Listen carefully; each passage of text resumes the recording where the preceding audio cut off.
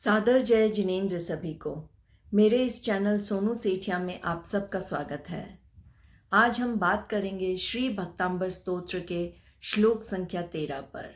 श्लोक है, वक्त्रं क्वते सुरनरो रगनेत्रहारी निःशेष निर्जित जगत त्रितयोपमानम् बिम्बं कलङ्कमलिनं क्व निशाकरस्य यद्वासरे भवति पाण्डुपलाशकल्पम्। वक्त्रम, ये हलंत वाला म आधा म के रूप में इस डॉट को हम बोलेंगे। वक्त्रम क्वते सुरनरो रगनेत्रहारी निःशेष निर्जित, ये हो गया आधा र, जी पर आया है इसीलिए हम उसको जी से पहले बोलेंगे। तो निर्जित जगत त्रितयोपमानम बिंबम, इस डॉट का लास्ट में है ये डॉट, इसका अर्थ हुआ म का फोनिक्स करेंगे हम यहाँ पर उच्चारण लास्ट में। कलंक, इसका इस डॉट का अर्थ है अड़, क वर्ग के पहले ये डॉट लगा है ल पर, तो इसका अर्थ हुआ कि ये क वर्ग का लास्ट वाला अक्षर है यानी अड़। तो कलंक मलिनम, ये हो गया म। क्व निशाकरस्य यद्वासरे भवति पाण्डुपलाशकल्पम्। वक्त्रं क्वते सुरनरो रगनेत्रहारी निःशेष निर्जित जगत त्रितयोपमानं बिम्बं कलङ्कमलिनं क्व निशाकरस्य यद्वासरे भवति पाण्डुपलाशकल्पम्। वक्त्रम, वक्त्रम का अर्थ है मुख। क्व मतलब कहाँ,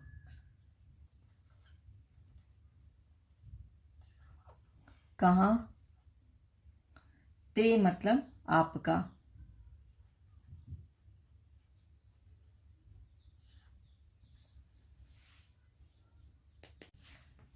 सुरनरो रग नेत्रहारी, इस पूरे शब्द को सुर नर उरग नेत्र हारी ऐसे किया है।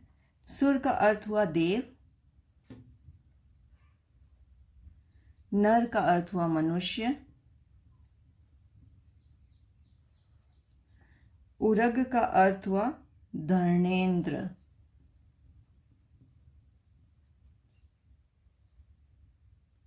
के नेत्र मतलब नेत्रों को,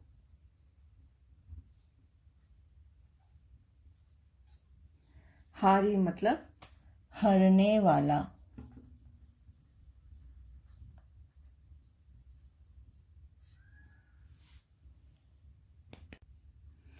निःशेष, निःशेष का अर्थ है संपूर्ण, संपूर्ण। निर्जित मतलब जीतने वाला।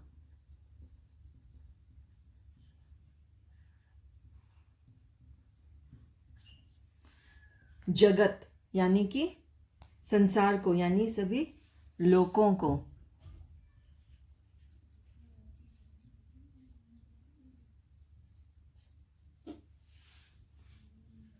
त्रितयोपमानम, त्रितयोपमानम, त्रितय प्लस उपमानम। त्रितय का अर्थ है तीनों, यहाँ पर तीनों किसके लिए प्रयोग हुआ है? तीनों लोकों के। उपमानम यानी उपमा को। बिंबम का अर्थ है मंडल, कलंक का अर्थ है धब्बे से, मलिनम मतलब मैला,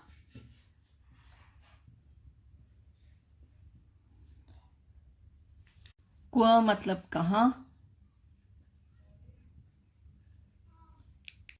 निशाकरस्य, निशाकरस्य का अर्थ हुआ चंद्रमा का।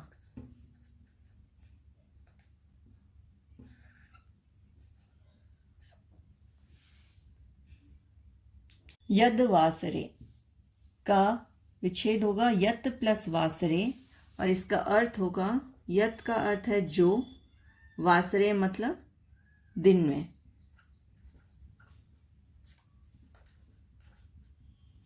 भवती मतलब हो जाता है।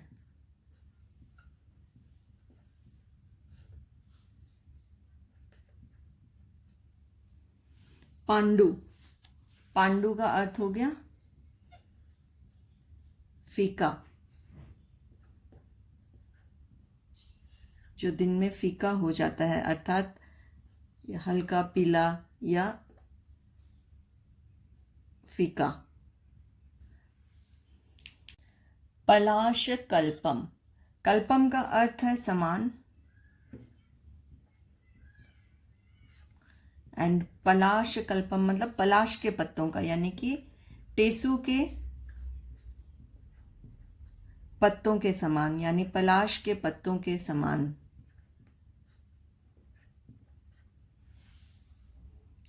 श्री भक्तांबर स्तोत्र श्लोक 13. The meaning is, analogy to your face with the moon does not appear proper to me. How can your scintillating face that please the eyes of gods, humans and other beings alike be compared with the spotted moon that is dull and pale during the day as the palash leaves? Indeed, your face has surpassed all the standards of comparison. Shri भक्तांबर स्तोत्र श्लोक 13 में आचार्य श्री जी ने भगवान के मुख की उपमा जो लोग चंद्रमा से करते हैं उसे ठीक नहीं है ऐसा कहा, क्योंकि ये उपमाएं भगवान के मुख के सामने फीकी हैं। इसी बात को स्पष्ट करते हुए कहा कि जिसने देव, मनुष्य और धर्मेंद्र देवों अर्थात नाग देवताओं के नयनों को हरण कर लिया है और जिसके आगे तीनों जगत के सारे उपमान अर्थात सारी तुलनाएं योग्य पदार्थ फीके पड़ गए हैं, ऐसे आपके अद्वितीय अनुपम मुखमंडल की तुलना चंद्रमंडल से नहीं की जा सकती, क्योंकि एक तो चंद्रमा कलंक से मलिन है, दूसरा वह दिन में टेसू के पत्ते के समान फीका पड़ जाता है, यानी कांतिहीन हो जाता है। श्री भक्तांबर स्तोत्र भरपूर भक्ति से भरा है। जो भगवान ऋषभदेव की स्तुति करते हैं और इसका मुख्य भाव यह है कि जो भक्त भगवान के चरणों का स्मरण करते हुए यात्रा करते हैं वे सभी प्रकार के भय और बाधाओं से सुरक्षित रहते हैं, विशेष रूप से चोरी और यात्रा के दौरान होने वाले कष्टों से। आज के लिए बस इतना ही। सादर जय जिनेंद्र सभी को। Do like, share and subscribe my channel. Thank you so much. सभी को धन्यवाद।